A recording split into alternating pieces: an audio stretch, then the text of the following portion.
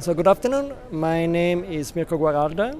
I'm an associate professor in architecture and urban design at the Queensland University of Technology in the School of Architecture and Built Environment. I'm a researcher and I'm an educator, and I am also the academic lead for the higher research degrees. So I'm managing all the postgraduate research in our school and look after our HDR graduates. So, in your research, you do quite a lot of work around placemaking and morphology. What a fabulous word. Can you tell us more about what that means? Well, one of my area of expertise and the majority of my work is grounded in what is called urban morphology. Urban morphology, to put it simply, is the three-dimensional layout of the city. I often explain this as the intersection between the city pattern, which is what we can see on the ground, so the city plan, if you want, and the building typologies, which are the recurrent type of buildings that we got into a city. It's a discipline that has got different theories and different school of thought. Has been around for almost 1 century now, even if it's got much older roots. And it is very important for our cities today because it helps us to understand how places where we live develop over time, and can help us to understand how to design better places for the future. Urban morphology doesn't entail just the physicality of the city. It also entails how people interact with this physicality, and so how people experience what we call the urban form, and how they navigate it, and how they develop an attachment. And placemaking is a subset of urban design, so placemaking sits within a broader umbrella of urban design, and urban morphology is a discipline that stretches between urban design, landscape architecture, and urban planning. Okay, so within that research and that theory, what sort of real world impacts is the work you're doing having? Well, I do a lot of work with different type of government agencies. I've done consultancies for state and local government in Australia, and I also worked overseas, mainly in Indonesia, Thailand. I've run workshops also in China and in Poland. A big chunk of my work is to engage with people to understand what they want in an urban environment, and the impact of my work is to drive development and redevelopment in order to understand how we can design better cities, and how people can engage with our design in a more meaningful way. Yeah, and locally and globally, what are the sort of the main sort of I guess where the hot items, the hot issues at the moment within your work? Well, there are several hot topics at the moment, as you can imagine.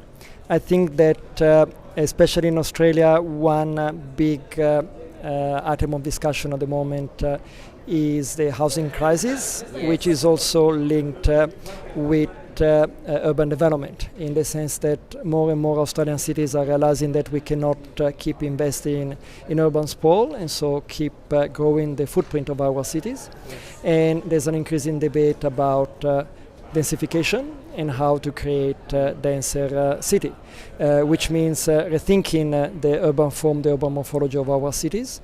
And part of my research is to address how this could be done in a way that can be sustainable and acceptable also for the different communities.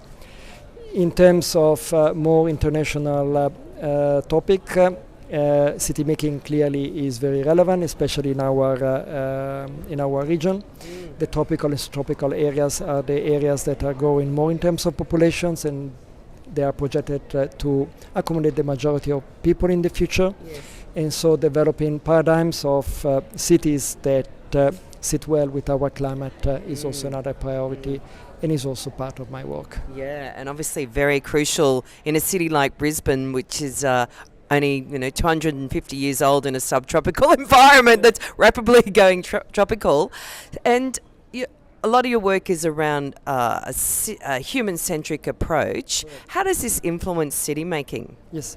Well, when working on something that is so broad and complex like a city, is very easy to detach ourselves from what we're actually designing, that are places where people have to live.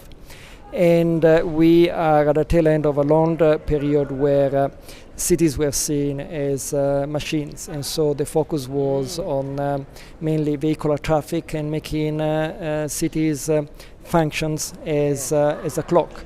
While nowadays the debate is more looking at cities like ecosystems. Yes. And so the human-based approach is to regain that understanding that in the end we design cities because we want people to live in those cities. Yeah. They still have to be functional and foster good economical growth and different type of activities. The main thing anyway is that the people who live in those cities, they feel engaged with the environment, and if you want, they also can feel happy. Yes. In the place where they're thriving, not just surviving. Correct.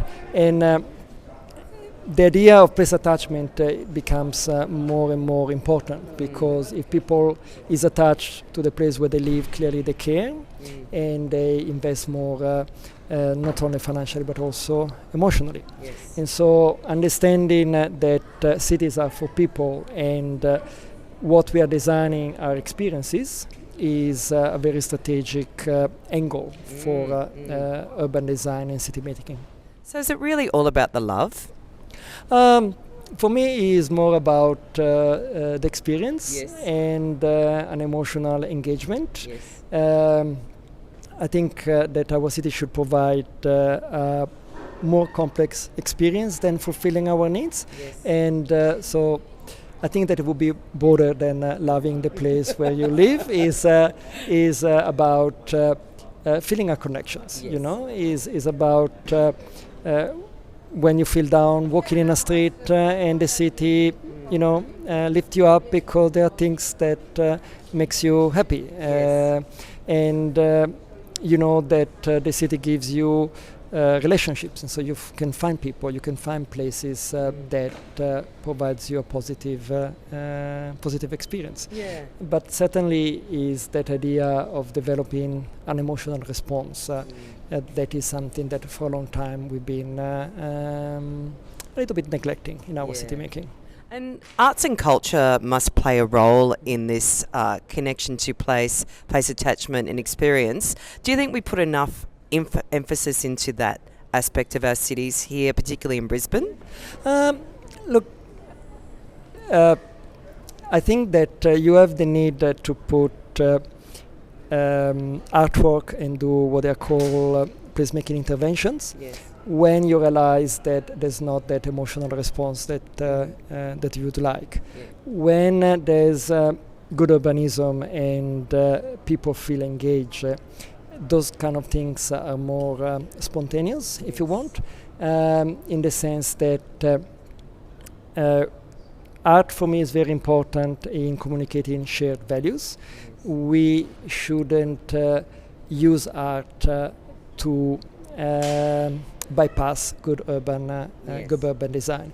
In the sense that I often find that art installations are afterthoughts in our design. Yes. And they are done mainly to create point of interest. Yeah. While when there's a more holistic approach to the design of our spaces, the urban form can be the attraction, and art can be embedded in the urban form instead than being the bow tie that you put on something, or the ribbon that you put on something that has been done in isolation. So for me, good public spaces and good city making are places that are designed as environments that foster an experience. Art surely has got an important role in those environments, which have to be designed anyway, always starting from the experience that people will have in these places. Yeah. Completely agree with that. And finally, why ABE for research?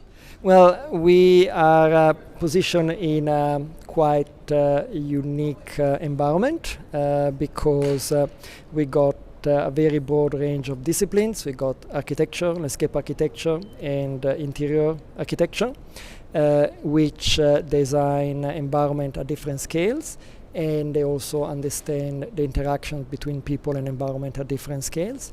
And then we got urban regional planning, project management, and construction management that at different scale also embed knowledge on how we can build our building and our cities. So because we got this quite unique mix of disciplines, this allows us to develop every research project at multi scales and inquire also topics in more nuanced ways if you want.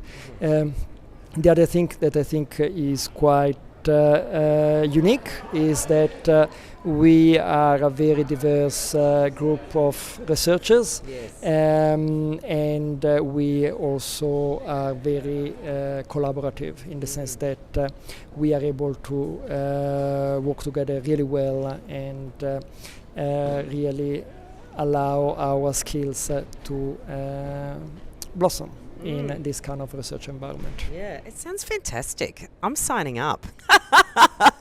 Well, thank you so much. It's been really great to talk to you. Placemaking is a big passion of mine, so it was great to have your incredible research and insights into that. So thank you very much. My pleasure, and see you at AB. Yeah, exactly.